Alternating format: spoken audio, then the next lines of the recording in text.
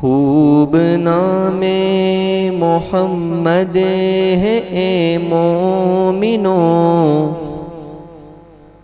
خوب نام محمد ہے اے مومنو، جس میں نقطہ بھی رب کو گوارا نہیں۔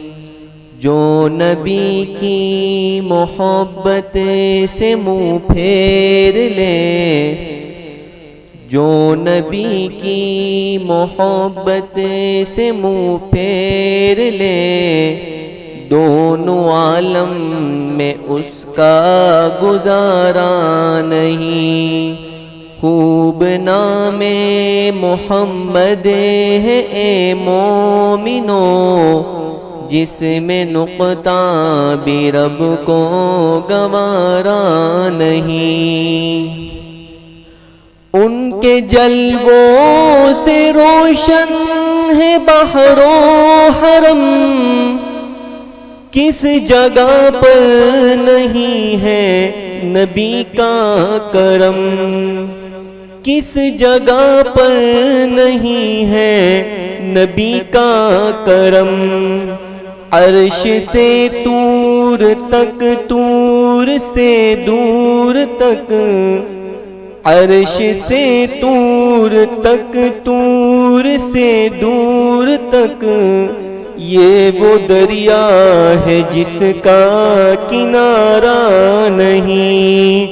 خوب نام محمد ہے اے مومنو، جس میں نقطہ بھی رب کو گوارا نہیں۔ جو نبی کی محبت سے منہ پھیر لے، دونوں عالم میں اس کا گزارا نہیں۔ دیکھو قرآن میں جا بجا مومنو، رب نے کیسے بھی ان کو مخاطب کیا، رب نے کیسے بھی ان کو مخاطب کیا۔ کبھی یاسین کہا، کبھی طٰہٰ کہا، کبھی یاسین کہا، کبھی طٰہٰ کہا، نام لے کر خدا نے پکارا نہیں، نام لے کر خدا نے پکارا نہیں۔ خوب نام محمد ہے اے مومنو، جس میں نقطہ بھی رب کو گوارا نہیں۔ جو نبی کی محبت سے منہ پھیر لے، دونوں عالم میں اس کا گزارا نہیں۔ نسبت مصطفیٰ بھی بڑی چیز ہے، جس کو نسبت نہیں اس کی بخشش نہیں، جس کو نسبت نہیں اس کی بخشش نہیں۔ خود خدا نے نبی کو یہ فرما دیا، خود خدا نے نبی کو یہ فرما دیا، جو تمہارا نہیں وہ ہمارا نہیں، جو تمہارا نہیں وہ ہمارا نہیں۔ خوب نام محمد ہے اے مومنو، جس میں نقطہ بھی رب کو گوارا نہیں۔ جو نبی کی محبت سے منہ پھیر لے، دونوں عالم میں اس کا گزارا نہیں۔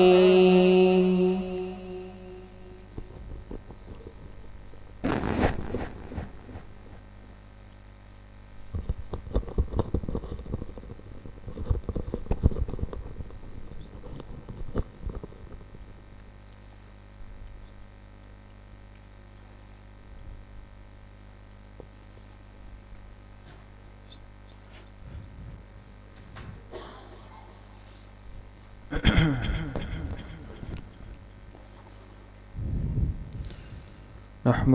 ونصلي ونسلم على رسوله الكريم أما بعد فأعوذ بالله من الشيطان الرجيم بسم الله الرحمن الرحيم قال الله تبارك وتعالى لقد كان لكم في رسول الله أسوة حسنة صدق الله العظيم۔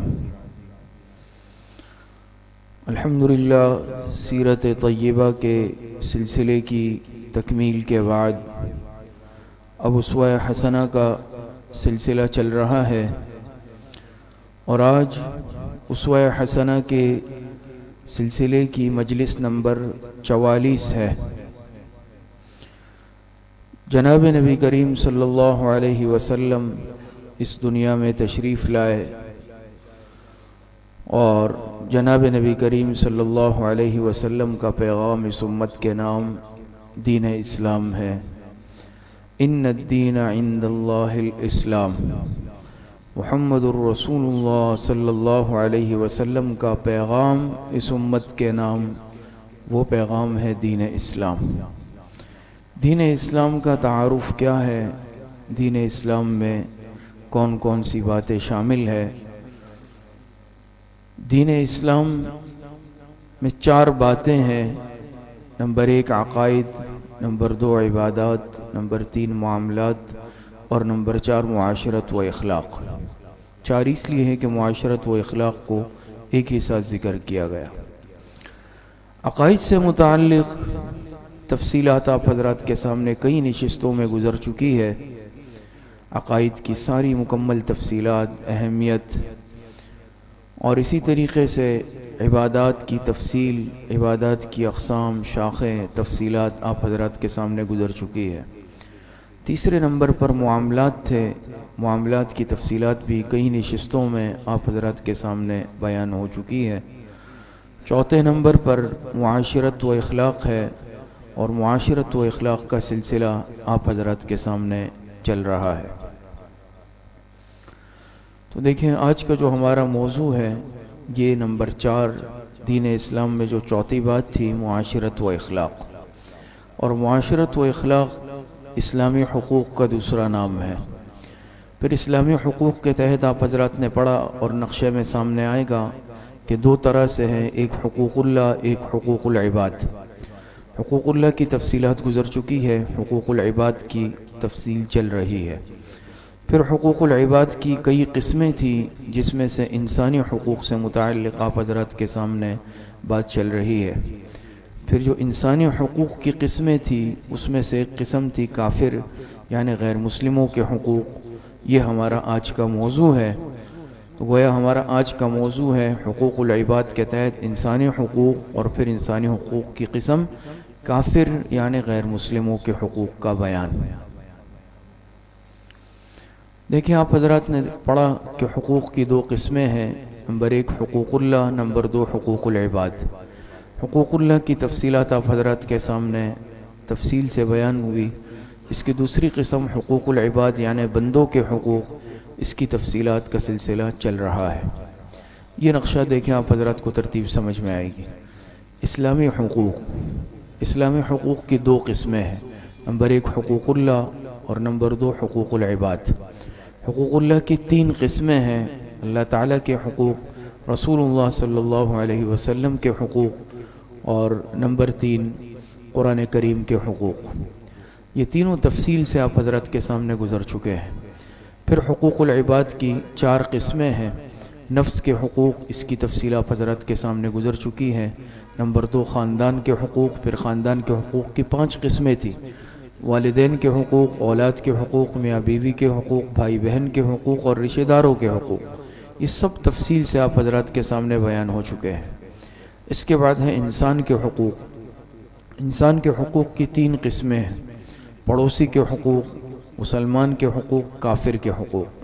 پڑوسی کے حقوق آپ حضرات کے سامنے تفصیل سے بیان ہوئے، مسلمان کے حقوق آپ حضرات کے سامنے بیان ہوئے، اور آج کا جو موضوع ہے حقوق العباد کے تحت انسان کے حقوق، اور انسان کے حقوق کے تحت جو اس کی تیسری قسم ہے کافر کے حقوق، یہ ہمارا آج کا موضوع ہے۔ یہ دیکھیں کافر یعنی غیر مسلموں کے حقوق. اب غیر مسلموں کے کیا کیا حقوق ہے؟ پیچھے آپ حضرات نے دیکھا کہ انسان کے تحت پڑوسی کے حقوق آئے اور عام مسلمانوں کے حقوق بھی آ گئے. لیکن انسان کے تحت جس طرح مسلمان آتے ہیں کافر بھی آتے ہیں. بحیثیت انسان ان کے بھی کچھ حقوق مقرر ہیں. اب ان کے کیا حقوق ہیں؟ تو اس میں 3 باتیں ہیں آج کے موضوع میں. سب سے پہلی بات کہ غیر مسلموں کے حقوق کی اہمیت کیا ہے قرآن و حدیث کی روشنی میں. نمبر 2 کفار کی اقسام کون کون سی ہیں، اور نمبر 3 کفار کے حقوق کون کون سے ہیں. تو سب سے پہلی چیز حقوق کی اہمیت یعنی کافر غیر مسلموں کے حقوق. دیکھیں حقوق کی اہمیت سے متعلق یہ بات سمجھ لیں کہ اسلام ان تمام حقوق میں جو کسی مذہبی فریضے اور عبادت سے متعلق نہ ہو، کیونکہ وہ تو پھر ظاہری بات ہے مسلمانوں سے متعلق ہو جائیں گے، ان تمام حقوق میں جو کسی مذہبی فریضے اور عبادت سے متعلق نہ ہو بلکہ ان کا تعلق ریاست کے نظم و ضبط اور شہریوں کے بنیادی حقوق سے ہو، غیر مسلم اقلیتوں اور مسلمان کے درمیان عدل و انصاف اور مساوات قائم کرنے کا حکم دیتا ہے. بات سمجھ میں آ رہی ہے؟ اس میں اسلام کہتا ہے بھئی مسلمان اور کافر دونوں کے ساتھ عدل ہوگا، دونوں کے ساتھ انصاف ہوگا. چاہے کوئی مسلمان نہیں ہے لیکن اسلامی ملک میں رہتا ہے، اس کے ساتھ بھی عدل و انصاف ہوگا. قرآن میں ان غیر مسلموں کے ساتھ جو اسلام اور مسلمانوں سے برسر پیکار نہ ہو یعنی لڑتے نہ ہوں اور نہ ان کے خلاف کسی سازشی سرگرمی میں مبتلا ہو تو خیر خواہی، مروت، حسن سلوک اور رواداری کی ہدایت دی گئی ہے. بات سمجھ میں آ رہی ہے؟ تو دیکھیں اسلام میں غیر مسلموں کے بھی حقوق ہیں اور شریعت نے غیر مسلموں کے بھی حقوق مقرر کیے ہیں بحیثیت انسان کے. قرآن کریم کی روشنی میں کون کون سے حقوق ہیں؟ حدیث مبارکہ کی روشنی میں. قرآن کریم کی روشنی میں دیکھیں قرآن کریم میں اللہ پاک فرماتے ہیں لا ينهاكم الله عن الذين لم يقاتلوكم في الدين ولم يخرجوكم من دياركم ان تبروهم وتقسطوا اليهم. سورہ ممتحنہ میں ترجمہ ہے اللہ تعالیٰ تم کو منع نہیں کرتا ہے ان لوگوں سے جو لڑے نہیں تم سے، یعنی جو تم سے نہ لڑتے ہو دین پر، اور نکالا نہیں انہوں نے تم کو یعنی تمہارے گھروں سے کہ تم ان سے کیا کرو؟ بھلائی کرو اور انصاف کا سلوک کرو، بشرط کہ وہ محارب نہ ہو، حربی کافر نہ ہو، تم سے لڑتے نہ ہو، تمہیں اپنے ہاں سے نکالا نہ ہو. تو اس صورت کے اندر پھر شریعت کہتی ان کے ساتھ بھی بھلائی کرو، ان کے ساتھ بھی انصاف کرو. اسی طرح حدیث مبارکہ کی روشنی میں دیکھیں حدیث مبارکہ میں آپ علیہ السلام نے فرمایا من قتل معاہدا لم يرح رائحة الجنہ وإن ريحها ليوجد من مسيرة 40 عاما. بخاری شریف کی روایت ہے، بخاری شریف جلد اول. ترجمہ ہے جو کسی معاہد کو قتل کرے گا وہ جنت کی خوشبو تک نہیں پائے گا، جبکہ جنت کی خوشبو 40 سال کی مسافت سے بھی محسوس ہوتی ہے. لیکن اگر کسی نے کسی معاہد کو قتل کیا، وہ کافر جو معاہد ہو، اب اس کی تفصیل آئی کہ معاہد کسے کہتے ہیں، تو ایسا شخص جنت کی خوشبو تک نہیں پائے گا. یعنی داخلہ تو بطریق اولا نہیں ہوگا نا، جنت کی خوشبو بھی نہیں پائے گا. اتنے حقوق شریعت نے دیے. اب ایک بات آپ حضرات کے سامنے آ گئی کہ حقوق کی اہمیت، قرآن کریم کی آیت آپ کے سامنے آئی اور حدیث مبارکہ کی روشنی میں بھی آپ حضرات نے پڑھ لیا. دوسری بات کفار کی اقسام کون کون سی ہے کہ کفار کی قسمیں کیا ہے، پھر اس کی روشنی میں حقوق ہر ایک کو دیے جائیں گے، کس کا کیا حق ہے. کفار کی اقسام آپ دیکھ لیں. کفار کی اقسام، کفار کی 4 قسمیں ہیں. نمبر 1 حربی، نمبر 2 مستأمن، نمبر 3 معاہد اور نمبر 4 ذمی. شاید آپ حضرات یہ الفاظ سنتے بھی ہوں کہ فلاں ذمی ہے، فلاں مستأمن ہے. تو یہ کفار کی کتنی قسمیں ہوئیں؟ 4 قسمیں ہوئی. پہلی قسم کہلاتی ہے حربی کافر، دوسرے وہ کافر جو مستأمن ہے، تیسری قسم وہ کافر جو معاہد ہے، چوتھی قسم کے وہ کافر جو ذمی ہے. اب ہر ایک کی اپنی اپنی تفصیل ہے، وہ آپ حضرات دیکھیں گے. حربی کسے کہتے ہیں؟ حربی کافر کون سے کافر ہے؟ دیکھیں حربی کہتے ہیں وہ کافر جو مسلمانوں سے برسر پیکار ہو. حربی کفار برسر پیکار سمجھتے ہیں جن سے لڑائی جنگ چل رہی ہے. جو مسلمانوں سے حالت جنگ میں ہے، جو مسلمانوں کے خلاف لڑ رہے ہیں، قتال کر رہے ہیں، تو وہ کافر کیا کہلائیں گے؟ وہ کہلائیں گے حربی کافر۔ حربی کفار کا ہم پر کوئی حق نہیں کہ ان کی کوئی حمایت یا رعایت کی جائے۔ اب ظاہری بات ہے جب آپس میں جنگ چل رہی ہے، جنگ کے معاملات ہیں، تو اس میں کیسے یعنی کوئی رعایت کی جائے گی یا حمایت کی جائے گی؟ تو پہلی قسم جو حربی کافر ہے، حربی کفار کا ہم پر کوئی حق نہیں، نہ کسی قسم کی کوئی حمایت ان کی جائے گی، نہ ان کی کسی قسم کی رعایت کی جائے گی ان کے ساتھ۔ پہلی قسم سمجھ گئے؟ پہلی قسم کون سی ہے؟ حربی۔ دوسری قسم دیکھیں، دوسری قسم کافروں کی ہے مستأمن۔ مستأمن کون سے کافر ہے؟ مستأمن وہ کافر جو مسلمانوں سے مال و جان کی امان کی درخواست کریں۔ بات سمجھ میں آ رہی ہے؟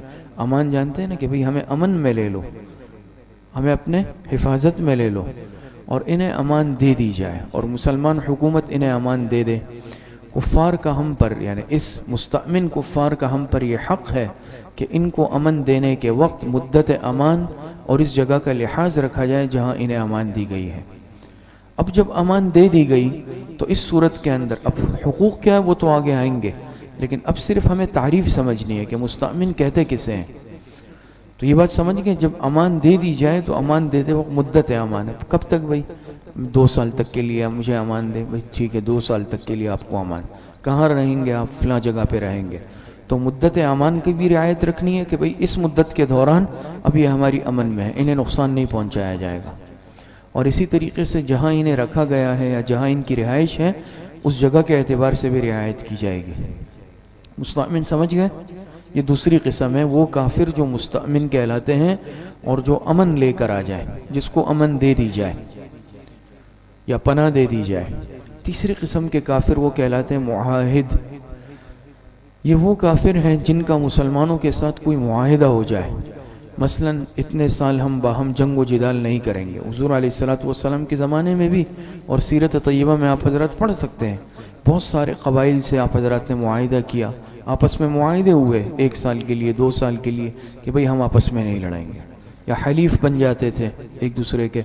اور اب بھی ایسا ہوتا ہے بعض ملکوں کے درمیان معاہدہ ہوتا ہے اور باقاعدہ یہ فلاں معاہدہ اس پر دستخط کرتے ہیں دونوں ملکوں کے سربراہ، اور پھر اس کے تحت جو شقیں طے ہوتی ہے اس کی پابندی کی جاتی ہے۔ جو مخالفت کرتا ہے تو اس صورت کے اندر وہ پھر سزا کا مستحق سمجھا جاتا ہے۔ تو وہ کافر جن کا مسلمانوں کے ساتھ کوئی معاہدہ ہو، مثلا اتنے سال ہم باہم جنگ و جدال نہیں کریں گے، معاہدین کا ہم پر کیا حق ہے؟ یہ حق ہے کہ ہم ان کا عہد اس مدت تک پورا کریں جو ہمارے اور ان کے درمیان اتفاق رائے سے طے ہوا۔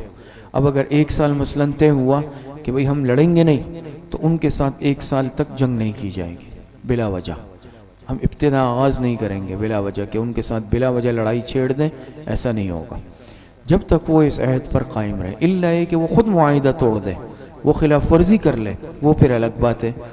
اب مثال کے طور پہ 1 سال کا وقت طے ہوا لیکن کافروں نے معاہدہ توڑ کے حملہ کر دیا مسلمانوں پر، تو اب تو ہاتھ پیر پہ ہاتھ دھرے نہیں بیٹھیں گے نا، ہاتھ پہ ہاتھ دھرے، ان کو جواب دیا جائے گا، بشرطے کہ وہ اس عہد پر قائم رہے، اس میں کچھ کمی کرے نہ ہمارے خلاف کسی کی مدد کرے۔ اب اگر کوئی ایسا کر رہا ہے کہ بھئی ہم نے ٹھیک ہے معاہدہ کر لیا، لیکن وہ کیا کر رہے ہیں؟ ہمارے دشمن کی مدد کر رہے ہیں، سپورٹ کر رہے ہیں ان کو، یہ بھی دشمنی ہے، یہ بھی معاہدے کی خلاف ورزی ہوگی۔ اور نہ ہمارے دین میں طعنہ زنی کرے، لوگوں کے ذہن خراب کرے دین اسلام کے خلاف، لوگوں کو اکسائے، اس طرح کی کوئی سازش نہ کرے، تو اس وقت تک ہمیں عہد کا پاس کرنا چاہیے۔ نہ وہ کوئی سازش کرے، نہ ہمارے دشمن کا ساتھ دے، نہ عہد میں کمی بیشی کرے اور نہ عہد کو توڑے، کوئی بھی اس طرح کے معاملے کا مرتکب نہ ہو۔ اس صورت کے اندر پھر کافر معاہد کے عہد کا پاس کرنا ہوگا۔ یہ بھی سمجھ میں آ گئی بات؟ یہ تیسری قسم تھی، یہ کہلاتی ہے معاہد۔ اسی طریقے سے چوتھی قسم کافروں کی کہلاتی ہے ذمی۔ کیا کہلاتے ہیں؟ ذمی۔ یہ کون سے ہیں؟ ذمی وہ غیر مسلم ہوتے ہیں جو جزیہ ادا کر کے مسلمانوں کے ملک میں رہنے والے ہوں۔ جزیہ کہتا ہے ٹیکس، جزیہ ادا کرنے والے، جس کے عوض اسلامی حکومت ان کے مال و جان کے تحفظ کی ذمہ دار ہو۔ ذمیوں کے حقوق باقی تمام کافروں سے زیادہ ہے، بہت دفعہ دنیا میں ایسا ہی ہے نا، مسلمان جا کے کافروں کے ملک میں رہتے ہیں، کافر مسلمانوں کے ملک میں رہ رہے ہیں، اور باقاعدہ وہاں کے نیشنلٹی رکھتے ہیں، وہاں کے شہری ہیں، ٹیکس ادا کرتے ہیں، قانون کی پابندی کرتے ہیں، یہ ذمہ کہلاتے ہیں۔ ذمیوں کے حقوق باقی تمام کافروں سے زیادہ ہیں، ان کے کچھ حقوق ہیں اور کچھ ان کی ذمہ داریاں بھی ہیں، کیونکہ وہ مسلمانوں کے ملک میں زندگی بسر کرتے ہیں اور ان کی حمایت اور رعایت میں رہتے ہیں، جس کے عوض وہ جزیہ ادا کرتے ہیں۔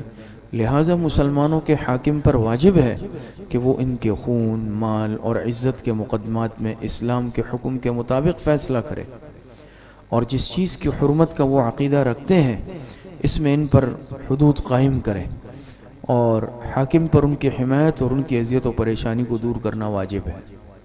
بات سمجھ میں آئی؟ تو ان کے خون کی، جان کی بھی حفاظت کی جائے گی، مال کی بھی، اور عزت آبرو کی بھی حفاظت کی جائے گی ان معاملات میں، اور اسی طریقے سے ان کی جو اذیت پریشانی ہو حاکم وقت اس کو بھی دور کرے گا، کہ یہ ذمی ہے، بشرطے کہ یہ بھی کوئی بغاوت والا کام نہ کرے، سازش والا کام نہ کرے، یا مسلمانوں کے خلاف یا حکومت وقت کے خلاف شرارت نہ کرے، تو ان کو یہ سارے حقوق حاصل ہوں گے۔ اب ہر ایک کے حقوق تفصیل سے آپ حضرات کے سامنے بیان ہوں گے۔ کتنی باتیں گزری آپ حضرات کے سامنے؟ 2۔ نمبر 1 حقوق کی اہمیت قرآن و حدیث کی روشنی میں، اور نمبر 2 کفار کی اقسام۔ کتنی قسمیں بیان ہوئی؟ 4 قسمیں، صرف 2 ساتھیوں کو معلوم ہے، تو کتنی قسمیں بیان ہوئی؟ 4۔ تیسرے نمبر پر ہے ان کفار کے حقوق کیا کیا ہے۔ اب ان میں سے ہر ایک کے حقوق آپ حضرات دیکھیں۔ کفار کے حقوق، ان کے 7 حقوق ہیں۔ کتنے؟ 7۔ نمبر 1 تحفظ جان، ان کی جان کا تحفظ کیا جائے گا۔ اب ہر ایک کی تفصیل تو آپ کے سامنے آ گئی نا، حربی اس میں شامل نہیں ہے، حربی سے تو لڑائی ہے، ہاں اگر معاہد ہے، مستأمن ہے یا ذمی ہے تو اس کے جان کا تحفظ کیا جائے گا۔ تحفظ جان یعنی ان کی جان کا تحفظ کیا جائے گا، جس طرح ایک مسلمان کی جان کا تحفظ حکومت وقت کی ذمہ داری ہے۔ نمبر 2 تحفظ عزت و آبرو، عزت کا، ناموس، آبرو کی حفاظت بھی کی جائے گی، کوئی ان کے عزت و آبرو پر ہاتھ نہ ڈالے، نقصان نہ پہنچائے۔ نمبر 3 تحفظ مال، ان کی مال، ان کی املاک کو کا تحفظ کیا جائے گا۔ نمبر 4 عدالتی اور قانونی تحفظ، اسی طریقے سے عدالتی اور قانونی اعتبار سے بھی ان کو تحفظ حاصل ہوگا۔ نمبر 4 مذہبی آزادی، پھر ہر مذہب یعنی کافروں میں بھی ظاہری بات ہے بہت ساری قسمیں ہیں، یہود کے اپنے مذہبی رسومات ہیں، نصارہ عیسائیوں کے اپنے ہیں، ہندوؤں کے اپنے ہیں، پارسیوں کے اپنے ہیں، سکھوں کے اپنے ہیں، مختلف ہے، بدھ مت والے ان کے اپنے رسم و روج اور عقائد ہے، تو مذہبی آزادی ہر ایک کو حاصل ہوگی۔ نمبر 6 منصب و ملازمت، اگر وہ اس ملک کے شہری ہیں، رہتے ہیں، وہاں کے نیشنل ہیں اور پڑھے لکھے ہیں، اہل ہیں، تو اس صورت کے اندر جو ہے ان کو منصب بھی دیا جا سکتا ہے، ملازمت بھی فراہم کی جائے گی۔ نمبر 7 اسلامی خزانے سے امداد، جس طرح مسلمانوں کا حق ہے کہ اسلامی حکومت میں جو مالیات کا نظام ہوتا ہے، آپ کو معلوم ہے کہ حضور علیہ السلام کے زمانے میں، خلفائے راشدین صحابہ کے زمانے میں، اور جب تک اسلامی دور تھا، اور تو اس میں باقاعدہ یعنی فنڈ ہوتا تھا مسلمانوں کے لیے، جو غربا ہیں، یتیم ہیں، مسکین ہیں، بیوائیں ہیں، اب بھی ہیں اسلامی ممالک میں قوانین اور اس طرح کی ترتیب ہے، اب بھی ہیں، جیسے زکوٰۃ فنڈ ہوتا ہے اور مختلف قسم کے فنڈ باقاعدہ یہ حکومت وقت کی ذمہ داری ہوتی ہے۔ تو جس طرح ایک غریب اپاہج مسلمان ہے جو معذور ہے، اسلامی حکومت جس طرح اس کی مدد کرے گی، تو اگر اس کے ملک میں رہنے والا کافر ہے لیکن وہ غریب ہے، تنگ دست ہے یا بیمار ہے، معذور ہے، اس کی مدد بھی اسلامی خزانے سے کی جائے گی۔ کتنے قسم کے حقوق ہو گئے؟ 7۔ دیکھیں ہر ایک کی تفصیل۔ تحفظ جان، جان کے تحفظ میں ایک مسلم اور غیر مسلم دونوں برابر ہیں، دونوں کی جان کا یکساں تحفظ اور احترام کیا جائے گا۔ اسلامی ریاست کی یہ ذمہ داری ہے کہ وہ اپنی غیر مسلم رعایا کی جان کا تحفظ کرے اور انہیں ظلم و زیادتی سے محفوظ رکھے۔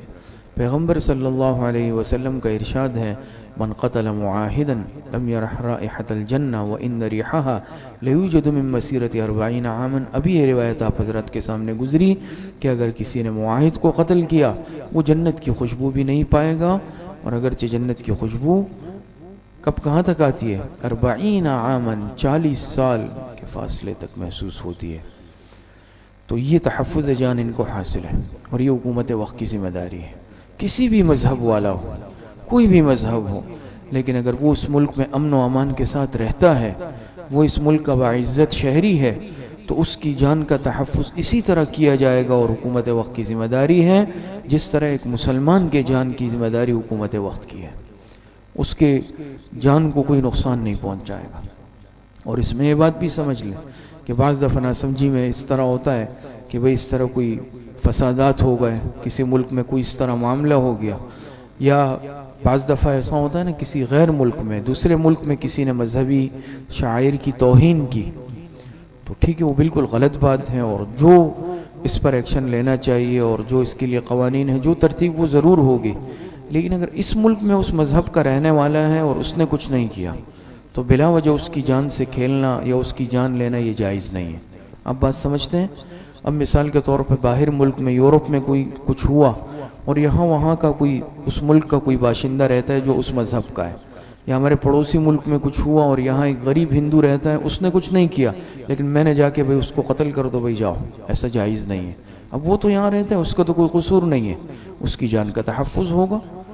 تو جو بھی اس طرح کے حالات جو ہے آتے ہیں اور حالات سے ملک متاثر ہوتا ہے، لیکن اگر اس ملک میں رہنے والا اس مذہب کا ہے لیکن میرے ملک کا ہے، اس کی جان کا میں تحفظ کروں گا، اس کی پوری فیملی کے جان کا میں تحفظ کروں گا، اور یہ بحیثیت حکمران میری ذمہ داری ہے. اور یہ ہمیں بھی اتنا احساس اور شعور رکھنا، علم رکھنا ضروری ہے کہ اگر کوئی بے قصور ہے تو اس کی جان لینا جائز نہیں ہے. یہ بات سمجھ میں آ گئی؟ تو ان کو جان کا تحفظ حاصل ہوگا. اسی طرح اگر کوئی مسلمان اس ملک میں ہے، اس کی جان کا بھی اسی طرح تحفظ ہوگا. دوسرے نمبر پہ تحفظ عزت و آبرو، عزت و آبرو کی حفاظت کی جائے. مسلمانوں کی طرح ذمیوں کی عزت و آبرو اور عصمت و عفت کا تحفظ کیا جائے گا. اسلامی ریاست کے کسی شہری کی توہین اور تذلیل نہیں کی جائے گی. ایک ذمی کی عزت پر حملہ کرنا، اس کی غیبت کرنا، اس کی ذاتی و شخصی زندگی کا تجسس، اس کے راز کو ٹوہنا، اسے مارنا، پیٹنا، گالی دینا ایسا ہی ناجائز اور حرام ہے جس طرح ایک مسلمان کے حق میں.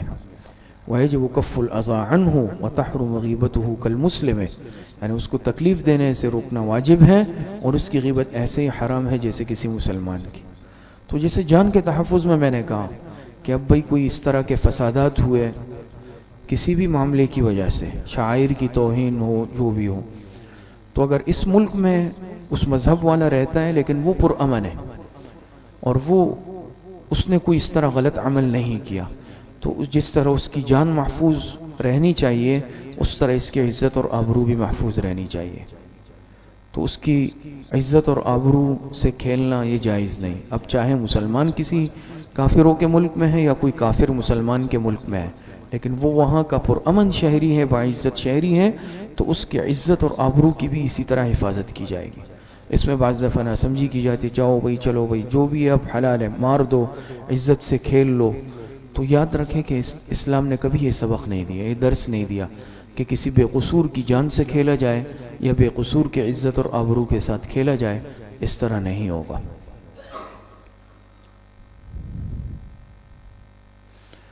دیکھیں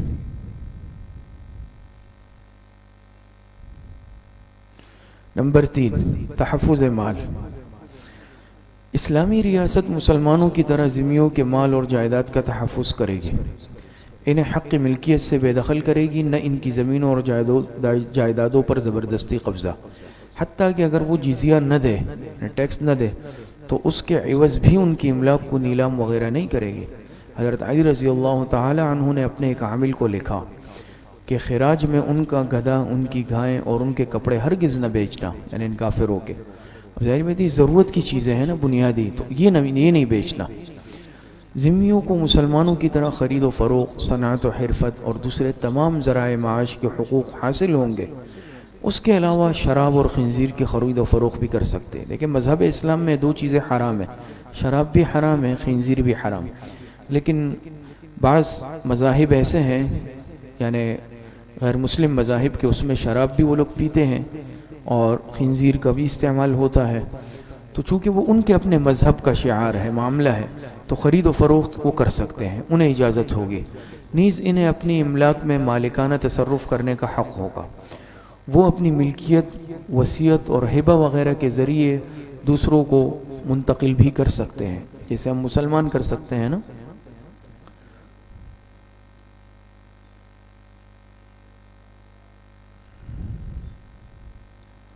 تو یہ دیکھیں جس طرح یعنی وہ اپنی ملکیت، وصیت اور ہبہ وغیرہ کے ذریعے، جس طرح ہمارے مسلمانوں میں ہوتا ہے کہ ملکیت ہے، اس کے متعلق کسی نے وصیت کی، باپ نے وصیت کر دی یا کسی کو ہبہ گفٹ کر دیا اور اس کے ذریعے سے منتقل کر دیا، تو غیر مسلم بھی اس طرح کر سکتے ہیں، انہیں آزادی ہوگی.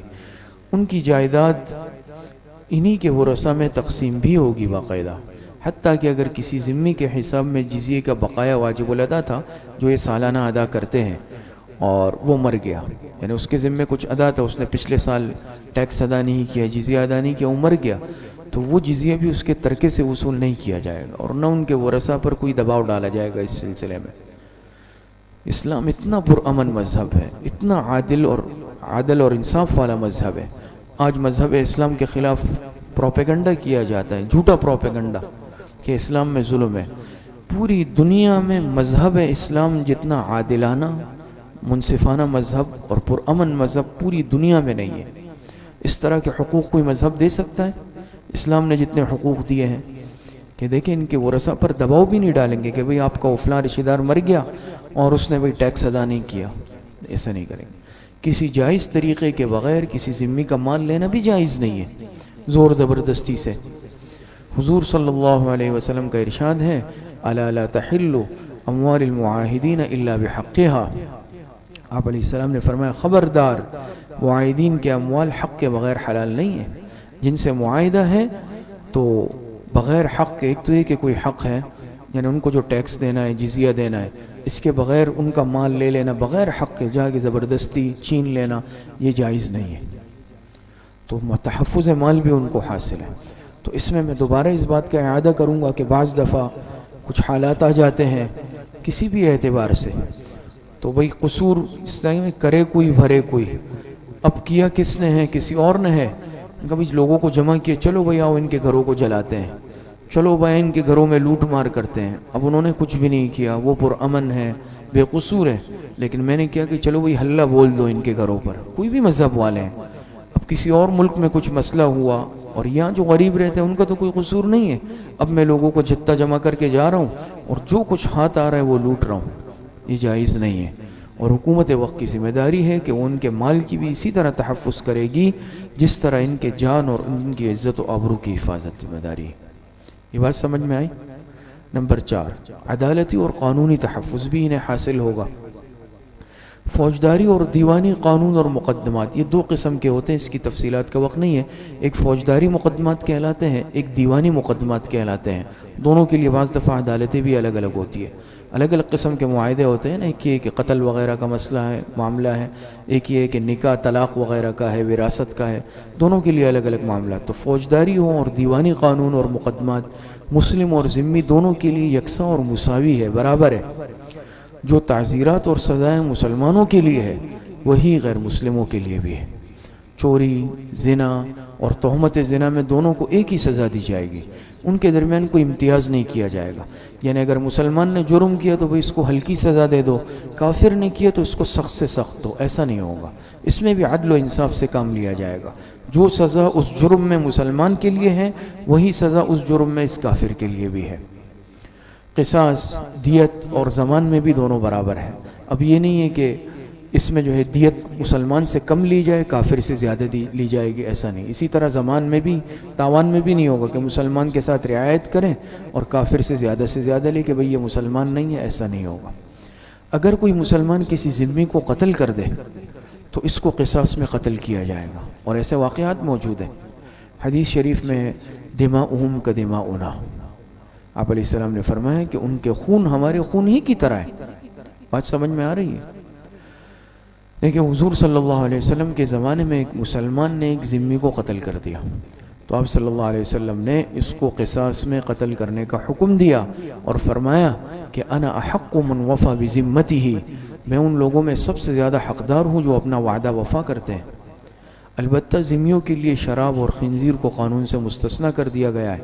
اب اگر کوئی مسلمان شراب نوشی کرے گا اس کو کوڑے لگیں گے، لیکن اگر وہ کافر اس مذہب سے ہیں جس میں وہ پیتے ہیں اس کے لیے سزا نہیں ہوگی۔ خنزیر کوئی مسلمان استعمال کرے گا اس کے لیے سزا ہے، لیکن اس کافر کے لیے نہیں ہوگی، یہ مستثنیٰ ہے۔ چنانچہ انہیں خنزیر رکھنے، کھانے اور خرید و فروخت کرنے، اسی طرح شراب بنانے، پینے اور بیچنے کا حق ہے۔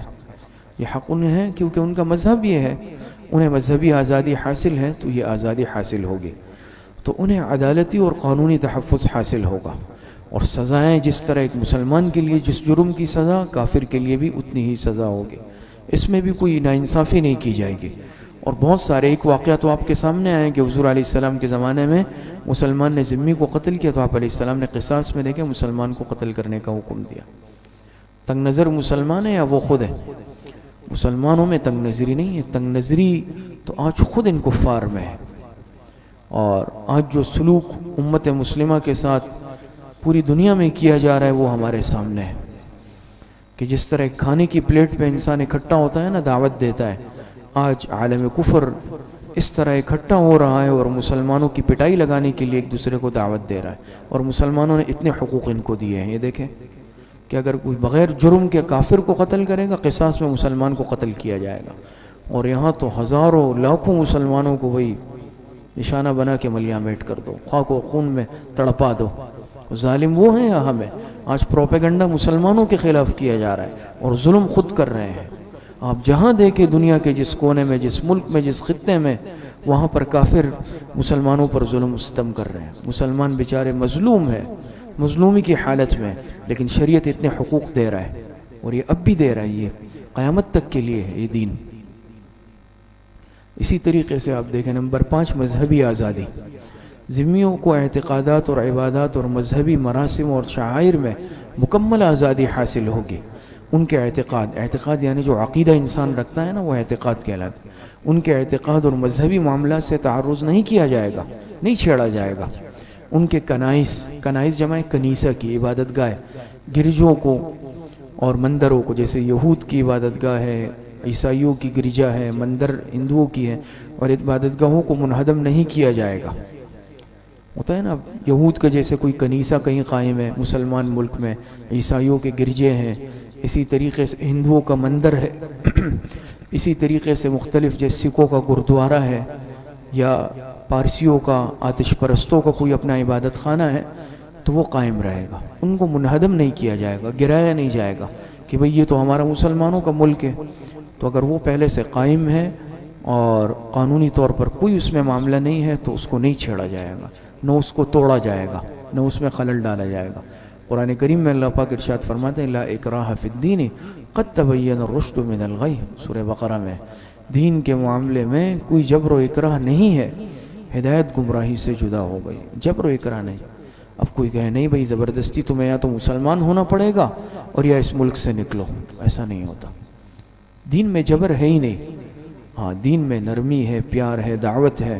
حضور علیہ السلام کی دعوت آپ دیکھیں کہ حضور علیہ السلام کا مکی دور، حضور علیہ السلام کا مدنی دور، ایک مثال تاریخ میں کوئی پیش نہیں کر سکتا کسی کافر کو گردن پر تلوار رکھ کر مسلمان کیا گیا ہو۔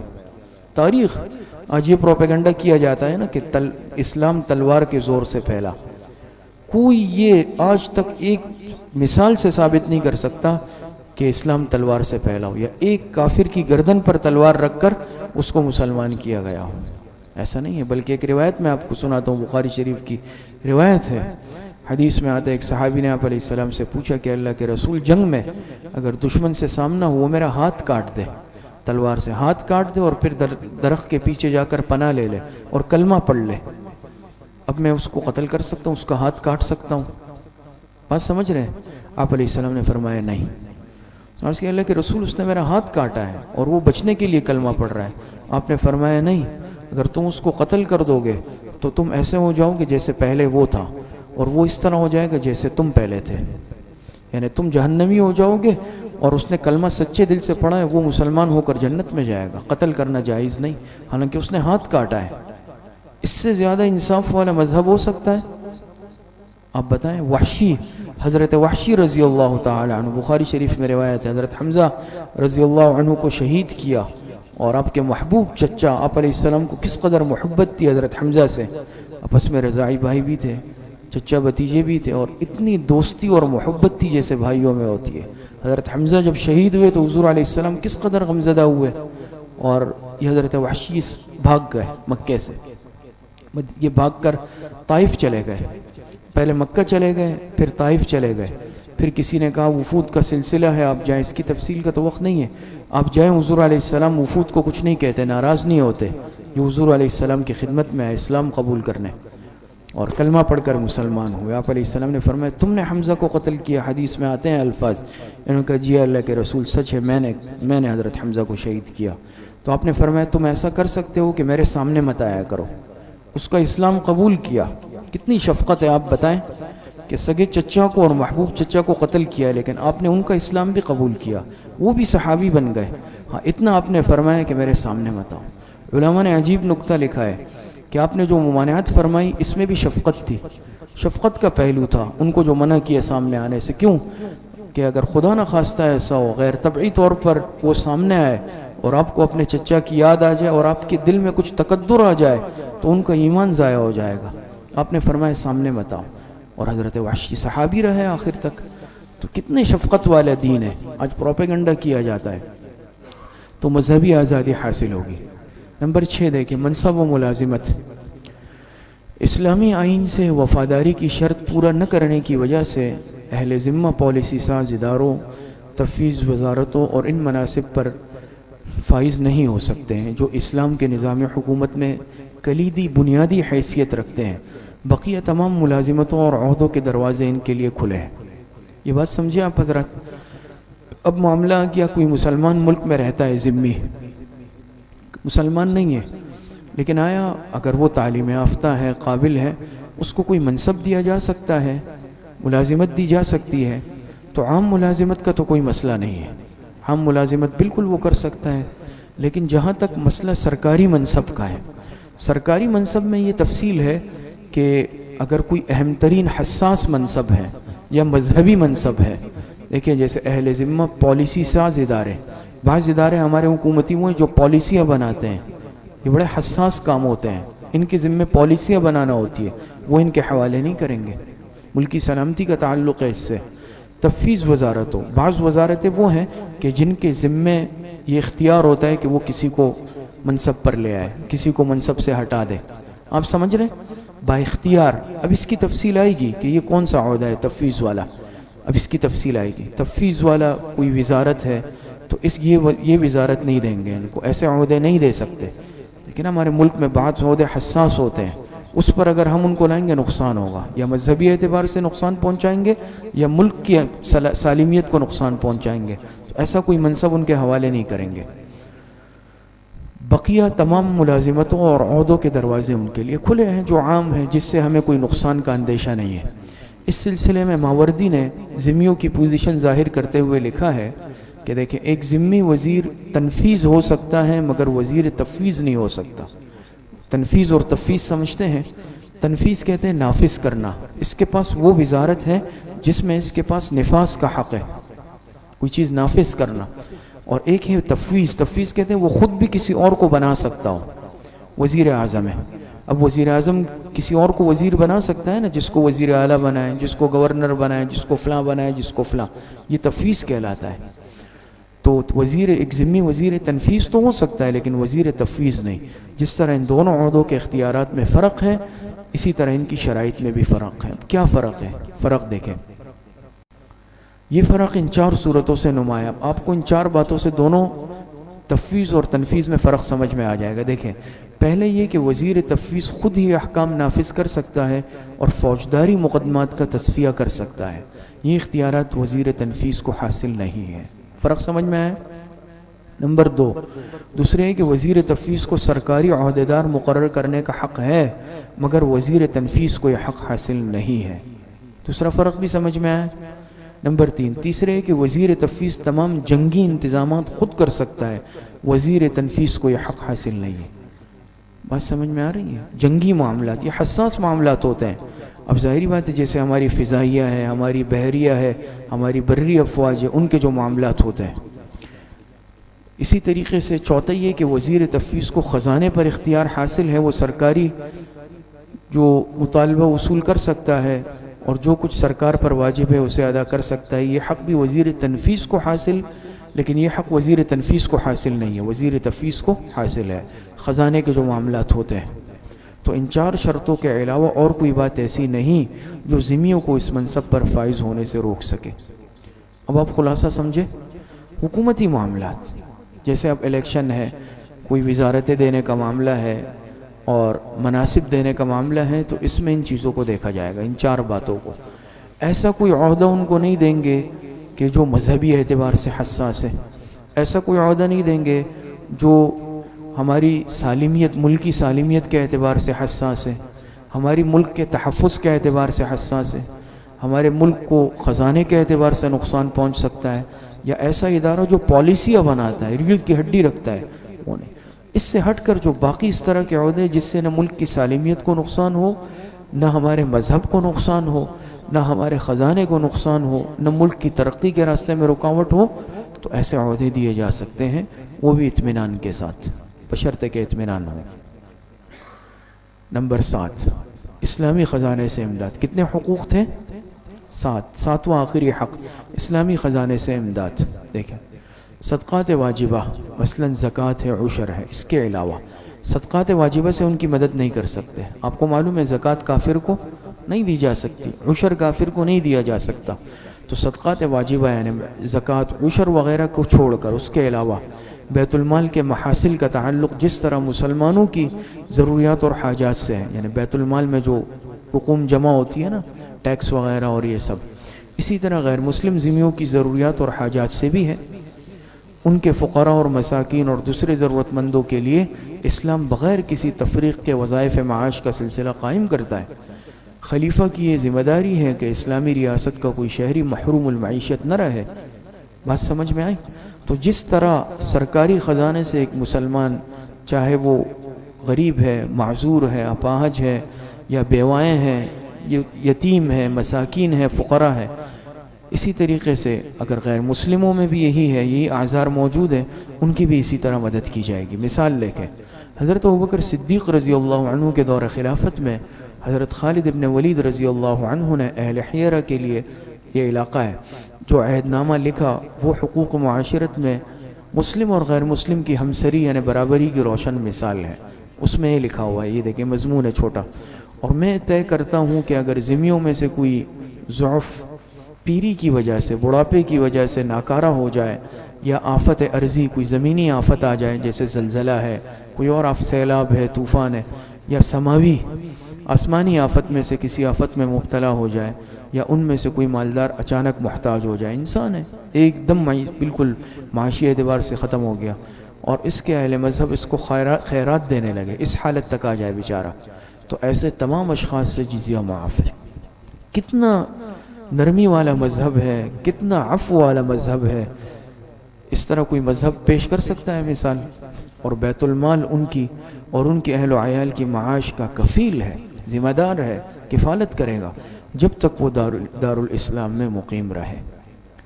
تو آخری بات یہ ہے، آخری حق ان کا کہ اسلامی خزانے سے ان کی امداد کی جائے گی۔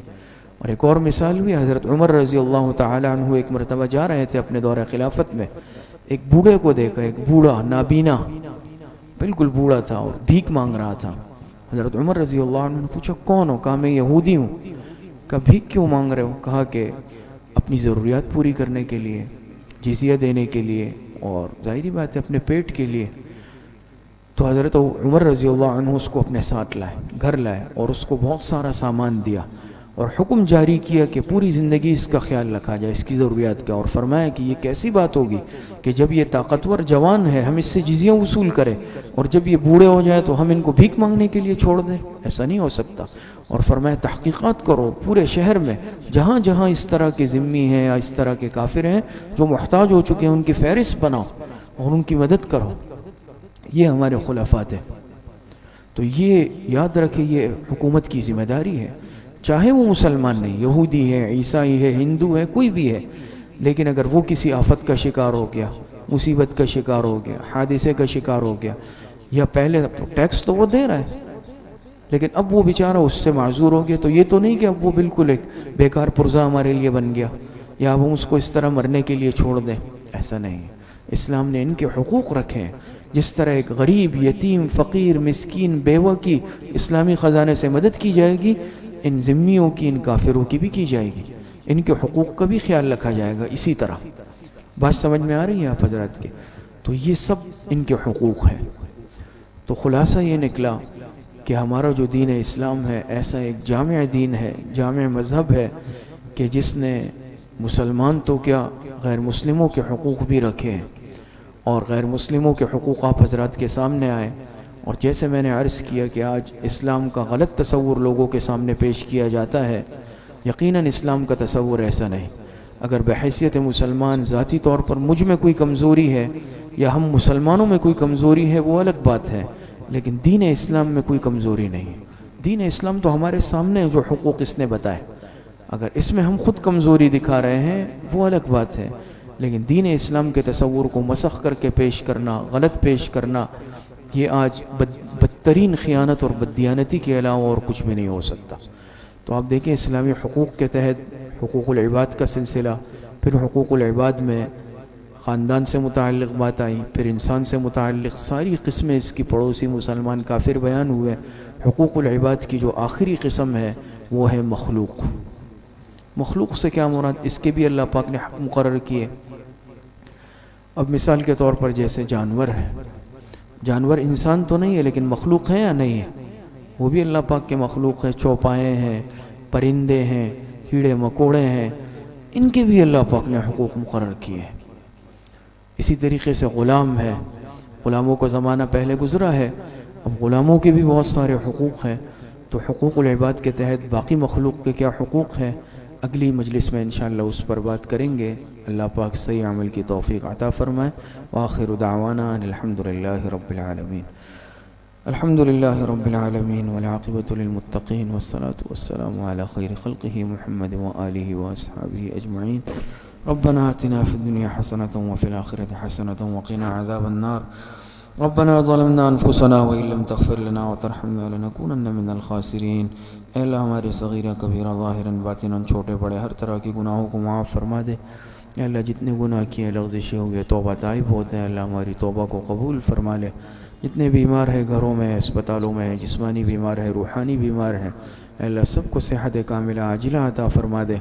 اے اللہ اس وبائی مرض سے ہم سب کی جان، مال، ایمان، عزت، آبرو کی، ہمارے بچوں کی، بڑوں کی، سب کی حفاظت فرما دے۔ جتنے اموات المؤمنین دنیا سے جا چکے ہیں اللہ سب کی مغفرت فرما دے۔ ہماری دعاؤں کو اپنے فضل و کرم سے، فضل و رحمت سے اپنی بارگاہ میں قبول اور منظور فرما دے۔ وصلی اللہ وسلم علی نبینا محمد وآلہ واصحابہ اجمعین برحمتک یا